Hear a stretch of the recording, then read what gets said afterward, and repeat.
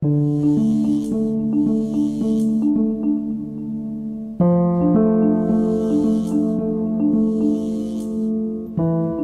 petite flamme au bout du chemin.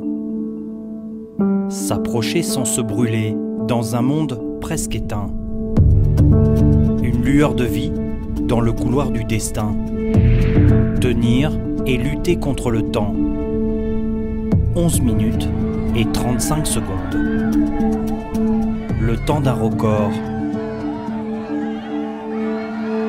Stéphane Mifsud a vécu une vie sans air. Je sais pertinemment que si cette flamme s'éteint, la vie s'éteint. Donc je dois être assez conscient pour garder cette lucidité afin de refaire partir la vie de cette petite flamme. Stéphane Mifsud est un homme un peu poisson. Il plonge dans les abysses avec, comme unique bagage, des poumons XXL. Capacité 12 litres d'air. C'est 2 fois plus qu'un être normal. À 150 mètres de profondeur, il savoure et se laisse porter par l'instant. On est comme en apesanteur. On est en train de voler quelque part. On est entre la vie et autre chose. Et c'est un genre de saut dans l'irréel.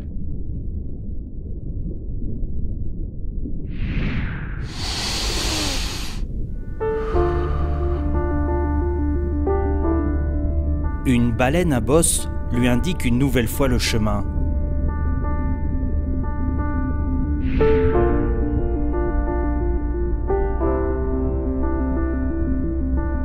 J'ai enchaîné les records du monde et je me suis rendu compte que finalement je ne les avais jamais quittés, ces animaux.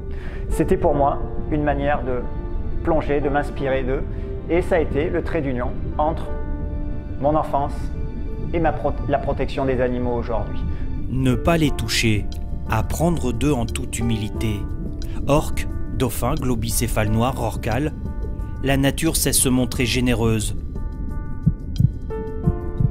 Stéphane Mifsud veut nous ouvrir les yeux. L'Odyssée bleue sert à nous faire prendre conscience de la vulnérabilité de la nature. Stéphane Mifsud se lance un nouveau défi, traverser l'Atlantique en solitaire. Je vais avoir des doutes, je vais vivre des moments incroyables, intenses, que ce soit dans le plus ou dans le moins, dans la difficulté ou dans la facilité. Mais c'est sûr que c'est pour moi une manière d'aller explorer et d'ouvrir des portes que je n'ai jamais ouvertes. Une nouvelle exploration a coupé le souffle, une sorte de bulle d'oxygène pour ne jamais éteindre la flamme de sa vie.